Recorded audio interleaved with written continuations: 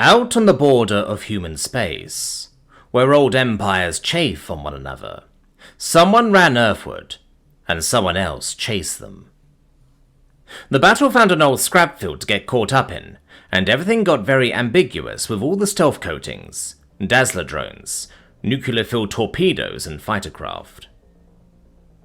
Captain Reyes Williams was quite entertained by it all, but due to several agreements and treaties, he had to step in as the available military representative of human space. Something most glorified truckers would relish in, but today, and for the past week, Reyes had become increasingly irritated by them.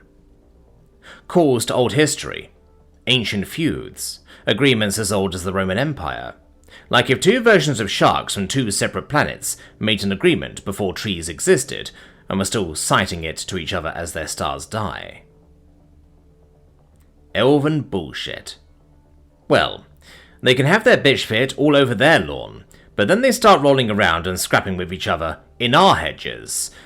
That's a problem. Pilot, move us in and make sure they can see it. A crisp-eyed captain followed, and a slight tug of uncompensated acceleration pulled at him. The rest of the crew moved, calling out various markers and events to each other as they entered range after range until they drifted to a stop. It took an hour or two, but they stopped their fighting by then, flashing messages at one another. Eventually, the message resolved and a single unencrypted signal broadcast over in his general direction. "Route that signal to bridge speakers," he ordered. Communications fumbled a bit, through holding back their laughter, and Captain Reyes got the feeling he knew what accent he'd be using. "Erupt our fight! Our business! You should take your primitive ship back to your empire and inform them of valuable salvage in this sector. Clearly, even the lesser of our fleets is generations beyond." The windbag went on and on, one of the ships that looked mostly untouched sending the signal. "Comms, open broadcast. I'm putting on my hillbilly accent." It took a few moments for a few switches and buttons to flip and tap before he had a thumbs up back from their station. "I may not be the most sophisticated captain out here, but I know right when someone stabs their big old stomping boots all over our yard. Y'all could have had a nice long fight with each other back in your own space, but the empires of humanity agree. If anyone fights in our space, it better damn well be with us." The bliffering walrus at least had the manners to pipe down when being addressed, so Reyes continued dressing.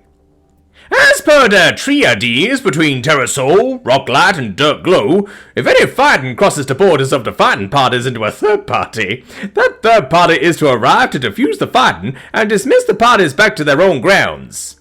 I need not be mudding y'all. Who's been that number 3 for the last 286 times, do I?" The silence was palpable, like he could see the captain of that other ship over there vibrating in anger. "So what?" came the response. Reyes didn't like that route, but still had to listen. "You are a shipping vessel, a cargo craft. You have the armor to deal with debris, the arms to deal with thieves. We are each empires, whole and contiguous over our entire species. Each of us has perfected the art of war against each other over 1,000 years before any of yours ever even took flight. And you have the..." "Same as their mothers," he interjected. There was a pause. "What?" came the closest to a hiss that species could probably make. "Well, first, we was invaded by some insect-looking guys. They wanted a bunch of meat.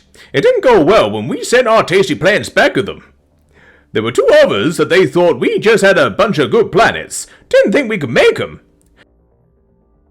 That last one had been a pretty decent fight, and started the second wave of colonies in earnest. "One of those came back and shot at old Terra herself. We did it to another planet in our home system, 'cause it looked cool. We had the one just really try to mash us up good. They didn't get too far. Some guys found some, we made, and started a civil war with it." "We get the point," came the broadcasted growl of poorly contained rage. "I don't think you do, 'cause all of them thought they just woken up and beat on us 'cause we're new." "You are primitives," came the absolute guttural screech from the other captain. "You have no history, no pedigree, no claim of sovereignty, no right to territory. The only reason we don't obliterate you is because it is dishonorable to fight opponents so much weaker." Reyes smirked. "No, you just can't do it. We too thick," he grinned. The pun made for some wordplay for the walrus. Either they'd realize he told a joke about being stupid while stating durability, and laugh, or... "Sir, they've locked phasers and are charging."